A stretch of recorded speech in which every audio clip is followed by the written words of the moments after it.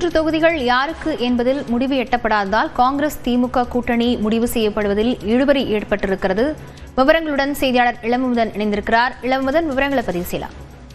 லாவண்யா, புதுச்சேரியில் தேர்தல் என்ற பேச்சு எழுந்தபோதே பலமான கூட்டணியாக கருதப்பட்டது இந்தியா கூட்டணி. காங்கிரஸ், திமுக, கம்யூனிஸ்ட் கட்சிகள் மற்றும் விடுதலை சிறுத்தைகள் ஒரு பலமான கூட்டணி. இந்த கூட்டணி அடுத்து நிச்சயமாக ஆட்சியை பிடிக்கும். காரணம், ஆளும் அரசு மீது மக்களுக்கு எதிர்த்து உள்ளது. அதனால் நாம் ஆட்சிக்கு வருவோம் என்று மார்த்தட்டி கொண்டனர் காங்கிரஸ், திமுகவினர்.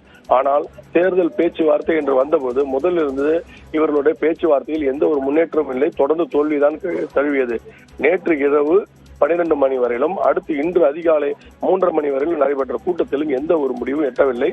இதனால் காங்கிரஸ் தனித்து அவர்கள் விருப்பப்பட்ட தொகுதியில் வேட்புமனு தாக்கல் செய்ய முடிவு செய்தனர். அதேபோல் திமுகவும் அவர்கள் விருப்பப்பட்ட தொகுதியில் வேட்புமனுகளை தாக்கல் செய்ய முடிவு செய்தனர். அதன் அடிப்படையில் இரு கட்சிகளும் அந்தந்த வேட்பாளர்களுக்கு விண்ணப்ப படிவங்களை கொடுத்து மனு தாக்கலுக்கு அனுப்பியுள்ளது. அதே நேரத்தில் கூட்டணி கட்சிகள் என்று பார்க்கும்போது இந்திய கம்யூனிஸ்ட் கட்சியும் இனி இவர்களுக்காக நம்ம காத்திருக்க வேண்டிய அவசியம் இல்லை என்று கூறி 2 தொகுதிகளில் வேட்புமனை தாக்கல் செய்ய களம் இறங்கி இருக்கிறார்கள் வேட்பாளர்கள். குறிப்பாக கட்சியோட மாநில செயலாளர் சலீம் தட்டாஞ்சாவடி தொகுதியில் போட்டியிடுகிறார். அதற்கான வேட்புமனை தாக்கல் செய்கிறார். உழவர்கரை தொகுதியில் முன்னாள் எம்எல்ஏ நாரா கலைநாதன் வேட்புமனை தாக்கல் செய்கிறார். அதே போல விடுதலை சிறுத்தை கட்சி ஒரு தொகுதி தான் கேட்டார்கள். அதற்கும் எந்த தொகுதி என்று இன்னும் இறுதி செய்யப்படாத நிலையில் உழவர்கரை தொகுதியில் போட்டியிடுவதற்கு கட்சியின் மகளிர் அணியை சேர்ந்த செல்வ புஷ்பலதா என்பவர் இன்று வேட்புமனை தாக்கல் செய்கிறார். அதாவது காங்கிரசுக்கோ திமுகவுக்கோ காத்திருக்காத இந்திய கம்யூனிஸ்ட் மற்றும் விடுதலை சிறுத்தைகள் தனியாக களம் இறங்கினார்கள்.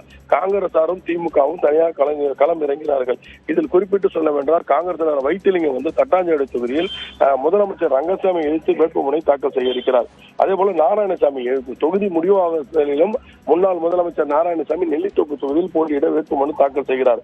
இன்றைய காலை 11 மணி நிலவரப்படி காங்கிரஸ், திமுக, இந்திய கம்யூனிஸ்ட், விடுதலை சிறுத்தைகள் என யாருக்கும் காத்திருக்க தேவையில்லை. அவரவர் வேட்பாளர்களை மனு தாக்கல் செய்ய அனுப்பியுள்ளனர். இப்படி ஒரு அரசியல் சூழ்நிலை புதுச்சேரி அரசியலில் இதுவே முதல் முறை என்பது குறிப்பிடத்தக்கது. லாவண்யா, விவரங்களுக்கு நன்றி இளமுதன்.